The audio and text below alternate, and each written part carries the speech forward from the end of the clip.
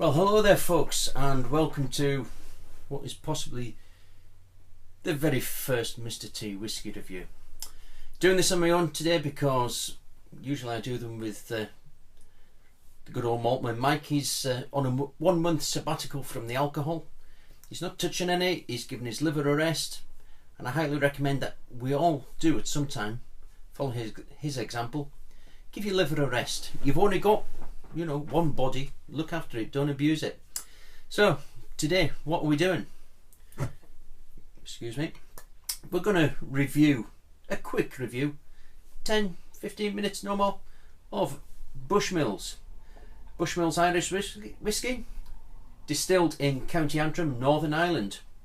It's grain whiskey that's been matured for 5 years in American oak casks and then blended with the finest single malt Irish whiskey. And whiskey in Ireland is always spelt with an E in the whiskey. I did notice a bottle the other day in a certain store and it doesn't have the E in it. However, it is Irish whiskey. Picked this up in Tesco's, £14. There was £5 off it. I couldn't resist. Love a bargain. Now, even if it's rubbish, we'll try it. I'm not a snob.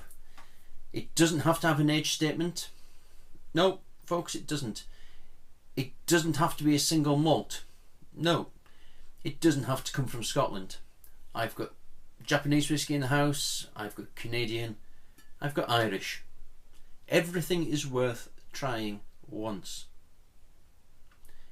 You never know, you might like it. Anyway, let's pour a little sample into a glass, and it will be a little one.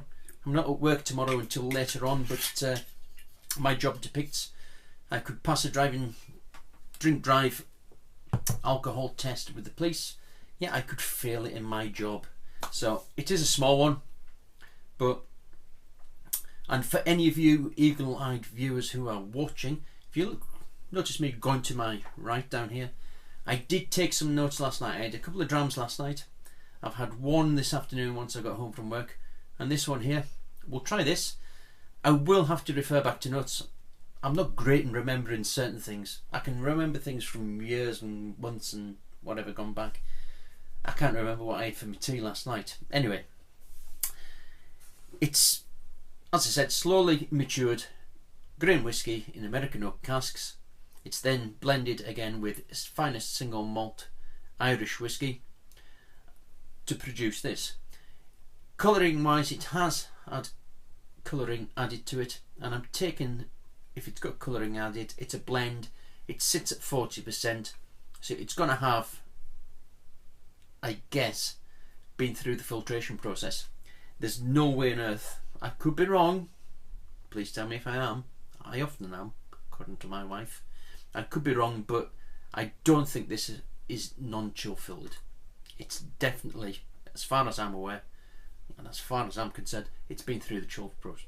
It's been chill filtered. So, but anyway, colouring wise, nice golden amber colour. I'll hold it up to my bright light there.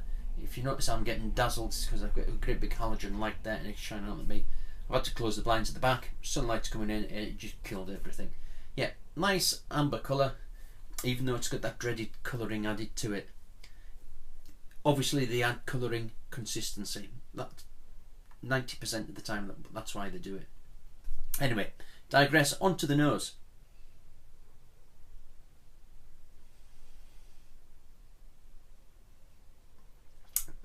Yeah, it's light and floral. Touch of spice, possibly edging onto the black pepper side of spice. No.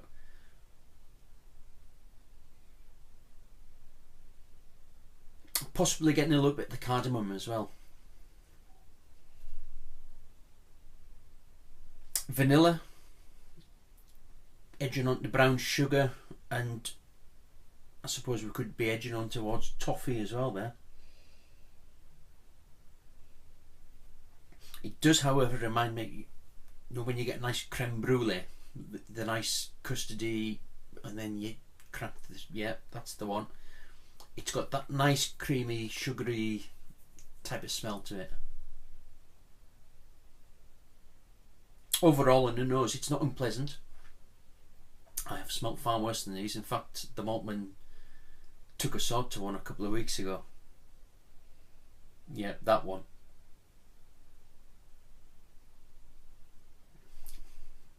It's quite nice on the nose actually. It's not overpowering. It certainly doesn't want to unblock your nostrils, as some do. Yeah, quite nice on the nose. And from the nose will follow on to the palate. So, to your good health, everybody.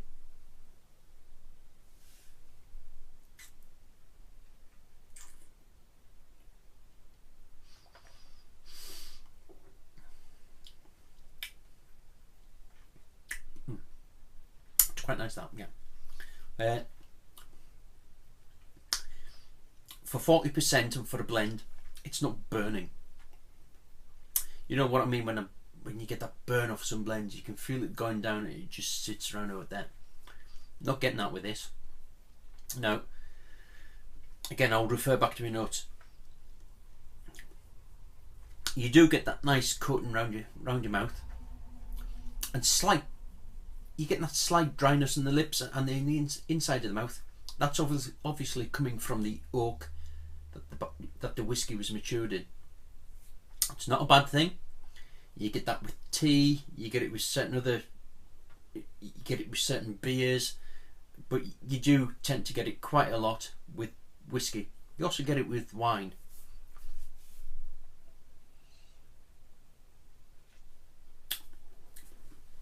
I'm just taking a little taster.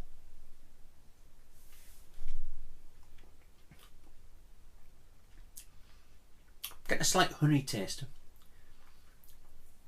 and I'm influenced a lot by sherried whiskies. You're getting a slight, I could be wrong, I probably am, I am most of the time according to my wife. I'm getting a slight sherry influence. It's not a great deal, it's very, very slight.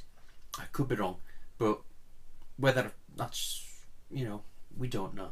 We don't know what they've actually put into this, apart from the grain and single malt. They could have. Definitely getting toffee again. You know, that nice milky Highland toffee type.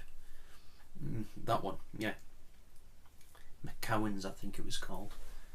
I could be wrong. It had a Highland cow in the front anyway. Yeah. There's not much else on the palate for that. So you've got a slight spice, black pepper, cardamom-ish. You've got your honey and toffee, and as I'm picking up, maybe a slight sherry type warmth type to it, but I could be wrong. I usually am. Speak to my wife about that. In fact, I'm always wrong with her. Never mind. Finish wise, it hasn't got the best of finishes. It kind of drops. Still got the dryness in the lips and in the mouth, again from going back to those tannins.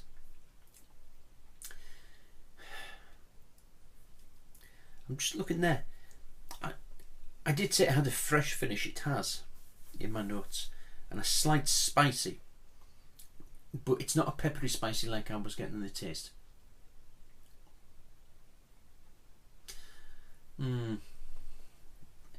Don't you just hate that when you get something in the mouth but you think, yeah, it's spicy, but it's not in the finish?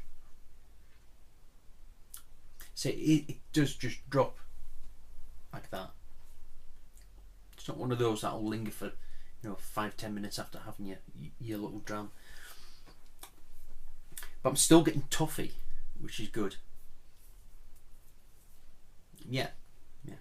So I haven't added water to this yet, simply because it's 40%. If I do add water, and I know from other blends that I've had in years gone by, water just kills it.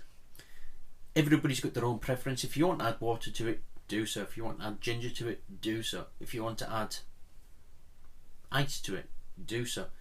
You've paid for your whiskey, You drink your whiskey how you want. Nobody should ever tell you how to drink your whiskey. I certainly won't for one. Yeah. I know for a fact that this bottle will be shared between my wife, myself. We've got some friends coming over for a St. Paddy's Day, so they'll have it. I know my wife will either have fizzy apple juice or some American dry with it. I know my friend's wife will probably have American dry with it. But yeah, drink it however you want. £14, Bushmills, County Antrim, Northern Ireland. It's a whiskey with an E in it, and I don't mean the colouring. £14, it's not to be sniffed at. It's pretty decent. It's better than some of the Scotch blends I've had, and I've had some terrible ones of them, yeah. But anyway, we'll sign off, and I'll say to your good health, folks, and if it's any good I'll be back. If it's not, well, yeah, it'll be gone. But take care and see you later. Goodbye.